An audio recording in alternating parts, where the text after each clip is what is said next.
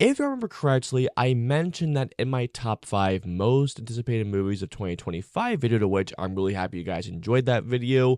In that video, I mentioned that this year looks like it's going to be essentially a behemoth for a year, not just in terms of movies, but entertainment, but also for video games. There are a lot, and I mean a lot of new game releases. I mean, oh my god. With this particular video, I couldn't just do 5 or even 10 for that matter. I wrote down, let's just to do a quick count of how many games I wrote down for this thing. I wrote down 19 games that I'm looking forward to the most out of any game this year. Before I continue on with today's video, I just wanted to say, welcome to my channel, everybody.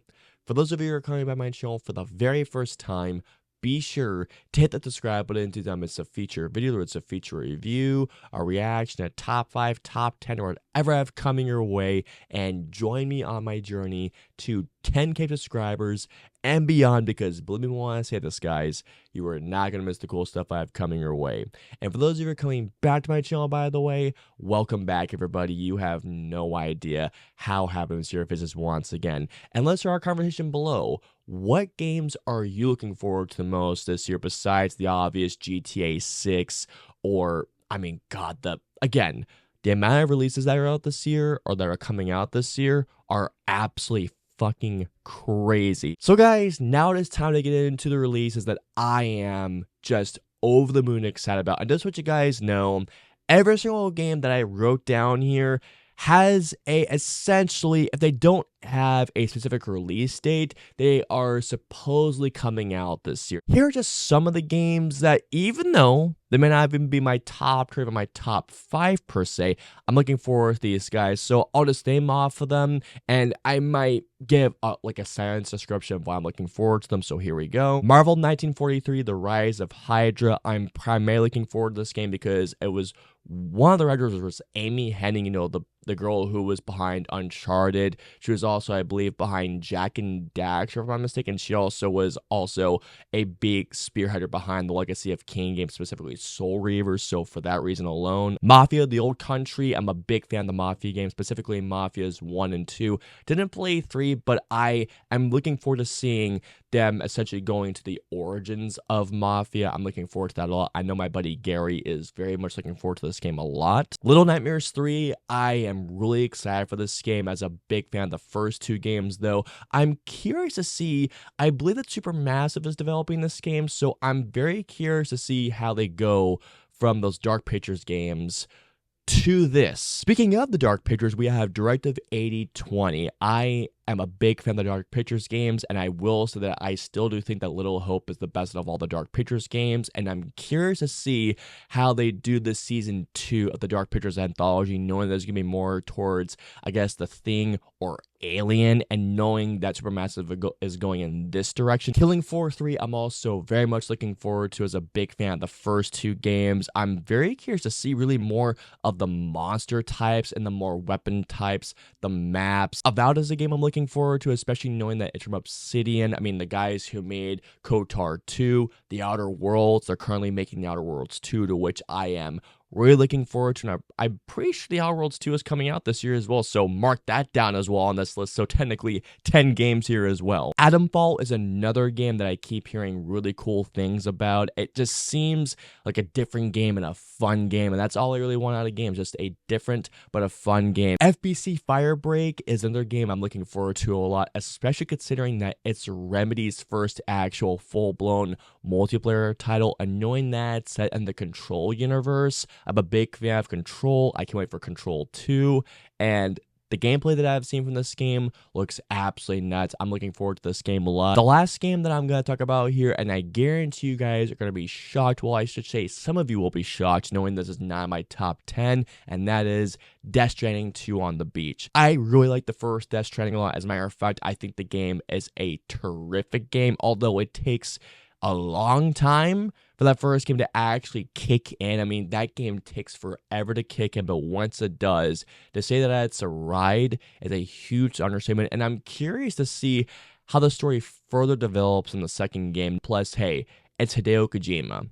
I'm gonna be down for any Hideo Kojima game to come out. I'm just saying. And you know what? Death Stranding 2 looks like it's gonna be batshit crazy, just as batshit crazy as the first one. Looking forward to this game a lot. And now, guys, it is time to move on to my top 10 most anticipated games of 2025. And just to let you guys know, unlike my top 5 most anticipated horror films of the year and my most anticipated movies of the year, there's not going to be a countdown. I'm just going to name these games off and go into a bit further detail as to why I'm looking forward to these games the most. So starting off, at the number 10 spot is a game that I think was shown off at a PlayStation showcase not too long ago, a state of play, and that is a game called The Midnight Walk. This game just looks very unique. I love the art style, and especially knowing that this game is being molded together. Literally, it's being made with claymation. I think that everything was made with clay, and this whole game, all the cutscenes, this is a stop motion game on the PS5, and it's also on Steam. It's made by some developer. I think this is their first game, if I'm not mistaken, and given the vibes I'm seeing from this game and given the vibes that I'm feeling about this game, this could be, I think, a sleeper hit. It's a game that I think people should definitely pay more attention to, and it's definitely a game that looks really cool. I mean, essentially, guys, the best way I can describe how this game looks is as if Tim Burton made a video game.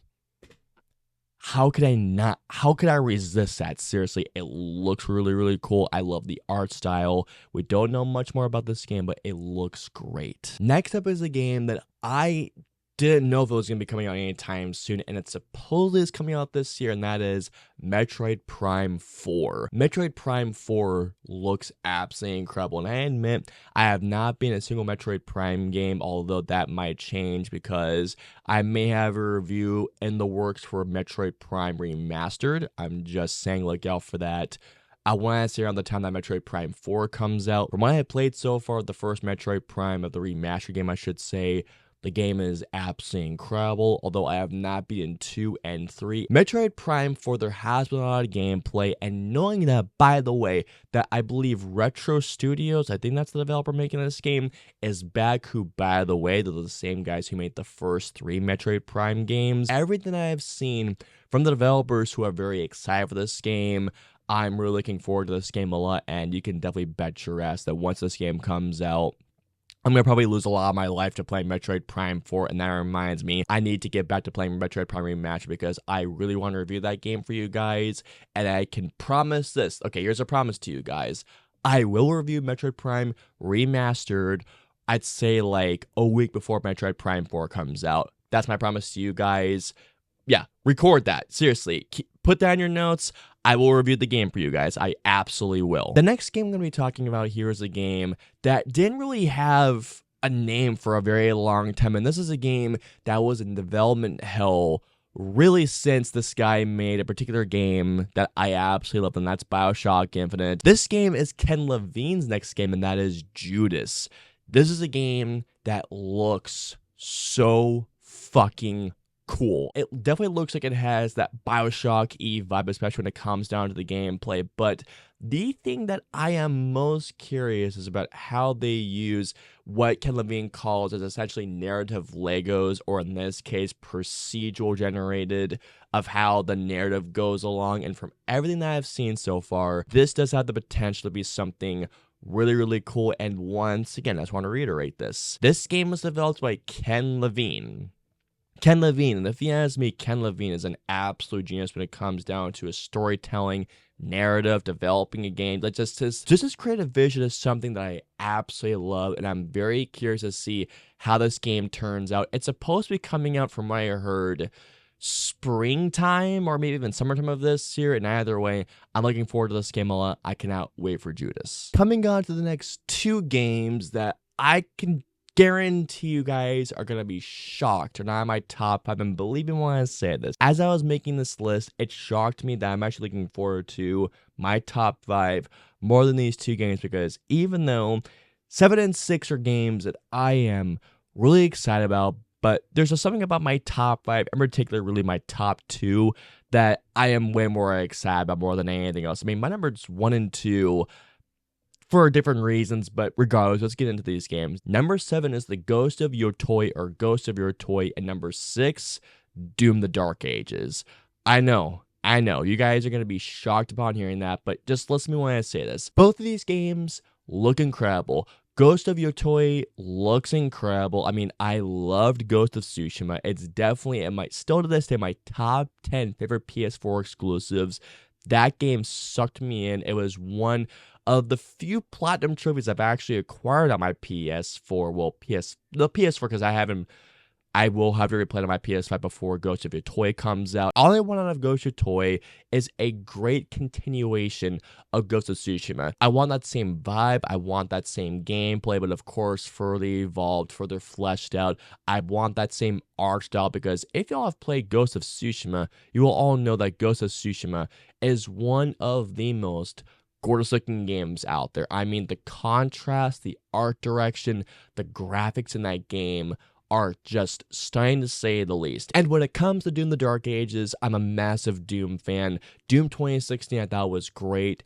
Doom Eternal is one of the best FPS games ever made. I will die on that hill. I think that game is a masterpiece in first-person shooter gaming, and Doom the Dark Ages, I feel like it's something that's going to bring something new to the table. And even though I'm not going to die when I say this, I'm a little bummed knowing that Mick Gordon is not going to be composing the music, because I could have only imagined that with this period and time this game is taking place, knowing that it's showing the Doom Slayer just at its most visceral, just again ripping and tearing in a different type of time period, I could have only imagined what Mick Gordon was going to do in this time period with his music, but I can guarantee that it is going to do a great job nonetheless, finding a guy who can compose some hard-hitting, bone-crunching music. Doom the Dark Ages just looks like it's going to be batshit crazy, and knowing that Hugo Martin is once again in the director's chair for this, I'm curious to see everything that he does, because, again, his work on Doom 2016 and Doom Eternal was absolutely incredible, and I can't wait to play the batshit insane that is Doom the Dark Ages. And it's a game that I can guarantee you all that, like really my top 2, or even I should say like my top 3 games, let's be real, all the games on this list, I'm going to lose my social life to these particular games. But yeah, Doom the Dark Ages, no shit, Sherlock, it's in my top 10. Looking forward to the game a lot. At the number 5 spot is a game that I first heard about that actually, I think it was my buddy Gary or my buddy Drum that told me about this game. No, I'm pretty sure that a friend told me about it, and that is Mouse PI for Hire. Mouse PI for Hire just looks like something that's completely unique, original, different, and here's the thing. Knowing I'm a big fan of essentially old cartoons, the old Disney cartoons, like, Steamboat Willie, just that old art style, that old cartoon style, and combine that with FPS Doom-like gameplay, this game, I feel like it could be once again another sleeper hit. This is a game that I will definitely be paying close attention to. It comes out on Steam, Xbox, and I believe it comes out on PS5 as well, but my god, this I feel like will be a game that just comes out of nowhere, and people I think will be absolutely surprised by. I may not go into this game as much as I would say like maybe like my top 4 per se, but this is a game that I am definitely very excited about just for the concept and how this game looks alone, because Mouse PI for Hire, it could be something different, and again, I'm going to lose a lot of hours this game. I know I will, because I know I'm going to be playing the hell out of this game. This might be one of those games where I might try and go for the Platinum Trophy on. Like, it just looks that much fun. I love how creative it is, and it just looks fun. Mouse PI for Hire just looks like a fun, good-ass game. That's all I want out of this game, and it just looks like a fun time. When it comes down to my number 4 spot, this is a game that, if you had told me about this game a while ago, I would have said there was no way in hell it would have been even in my top 10 or even top 20 most anticipated games. That was until I saw the gameplay trailer for Clair Obscur Expedition 33. When it comes to main RPGs, especially turn-based RPGs,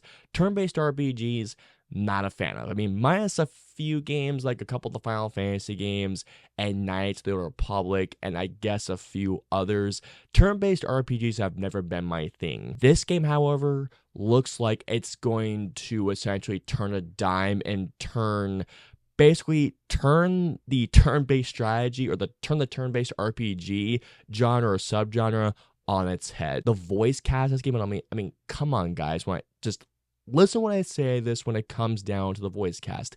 Ben Starr, Jennifer Hale, I believe, Andy Serkis is in this game. I don't think I need to say any more than the voice cast alone should sell people on this game. Not to mention as well, this game looks like it's going to do something new for turn-based RPGs, especially when it comes down to the combat system, how much in real time it's going to be, and not to mention as well, this game just looks amazing. Even though I'm not a big fan of turn-based RPGs, I know and I have a feeling that I might really enjoy this one, and once again, lose a lot of hours to this game. I can just guarantee it. Player Obscure Expedition 33 just looks different. It looks original. I'm really excited for this game. What game have I not mentioned yet that could be this high on my most anticipated games of the year video? Yeah, it's GTA 6. How could I not mention that I am really excited for GTA 6, and plus, how long has it been since GTA 5 came out? In terms of art direction, it seems like it could be the best looking GTA game. I love the fact that it's taking like a Bonnie and Clyde approach to the storytelling. I love the fact that this game is going back, or GTA is going back to Vice City. I've been waiting for Grand Theft Auto to go back to Vice City, back to Miami, ever since I played Vice City when I was a teenager, because I think Vice City to me is a top tier Grand Theft Auto game. I'm not gonna lie when I say this. I am a little worried knowing that the Hauser brothers, I believe, which one was the writer? It was either Dan or Sam Hauser, one of the writers, left the company to make his own company, to start his own company. And I believe one of the main writers, Michael Unsworth, I think his name, also left Rockstar North. So for that reason, I'm a little worried. But here's the thing. Despite all that happening, you just know that GTA 6 is going to break records like there is no tomorrow. And here's the thing, it's GTA 6. How can I not be excited for a brand new Grand Theft Auto game, especially with how this game looks in terms of satirical, the storytelling so far from what I've been seeing? This game could be something great, although the skepticism is still there because knowing that some of the key people have left Rockstar, but still nonetheless, I'm going to give GTA 6 a chance because it's Grand Theft Auto. How can I not be excited for this game? And once again, probably hundreds of hours of my life will be lost in this game. I can already see it. Here we are, everybody, coming on to the two games that I am dying, that I'm itching, that I want to play these games so fucking bad, to say the least. And I guarantee you guys are wondering, what two games could I be more excited about than Grand Theft Auto 6? Let me tell you all, it'll be these two games. Ever since the launch of the Xbox Series X, I feel like that we haven't really seen what the Series X can offer besides some amazing graphics. I mean, I just keep telling myself, where are the games, guys? Where are the games that I paid over $500? Well, in my case, $600 that I paid for the system. Well, guys, my top two games are essentially telling me, okay, you've been waiting. Here are the two games you've been waiting for the most. At my number 2 spot, I have Gears of War E-Day. This game doesn't have a specific release date just yet. It just says, and I keep hearing that this game is scheduled for 2025. I am a massive Gears of War fan. The Cliff Bleszinski designed Gears of War trilogy, 1, 2, or 3, are amongst my favorite games of all time. I mean, Gears of War 3 to this day is my favorite war game of all time. At that Xbox showcase last year, I was hoping that they would be essentially announcing a Gears of War 6. No. What we got instead was the announcement of a prequel called Gears of War E-Day, a game that takes place during, Emergence Day. To say that I am infinitely more excited about this game than a Gears of War 6 coming out, I cannot tell you guys. When they first showed this trailer, I didn't know what to think, and I didn't even recognize that it was a Locust. I didn't even recognize it was Marcus Phoenix or the gun was a Retro Lancer. I didn't recognize that at first. 30 seconds into that trailer that I just kept, that I just essentially realized, wait a second, that's a Locust. That's a, oh my god. The thing that got me was hearing Mad World in the background. That was what got me the most, and hearing what the developers are saying about this game, knowing they want to take this game back to the roots of the first Gears of War game, you guys have no idea how excited I am about this game. Everything that I've heard about this game so far, and given from that reveal trailer, I am very hyped because the promises, or I should say the potential that this game has, I think is incredible, and I cannot wait to step into the shoes of Marcus once again. I can't wait to play this game on co-op with hopefully a buddy. Actually, you know what? Cap, if you're listening, you know who you are, Cap. I'm just saying, man. Oh my God, I am so excited for this game. This is a game that, to say the least, I have been waiting for this game for such a long time. I mean, it was announced back in, I want to say, earlier in the decade or late in the 2010s decade. And the moment I heard this was announced, I almost screamed. When I heard that a brand new Fable game was coming out, I was screaming like a fanboy. But also the fact that Playground Studios, the same developers behind the Forza series, Forza Horizon, was making this game. Yeah, you can only imagine how excited I am about this game. Now, here's the thing. The original Fable is one of my favorite games of all time. Fable 2, I think, is a terrific game. I spent hours upon hours upon hours. I mean, hundreds of hours in the Fable 2. And Fable 3 is a game that I enjoy, but I do think they could have done more of Fable 3. I have been itching for a new Fable game for the longest time, and when they finally showed that reveal trailer at the Xbox showcase, a gameplay reveal trailer, I got insanely hyped for this game. I mean, I've been waiting for a new Fable, really. I mean, Fable 3 came out, I think I was, I want to say I was in high school. The Fable games have had a very special place in my heart, and knowing that there's going to be a brand new Fable game that is supposedly, it's tentatively coming out this year. It's made by Playground Studios, who, you know, they make great stuff. I am excited to see a brand new, fresh take on Fable. I mean, to say I'm excited to see what they do with this world, with this universe, with the combat,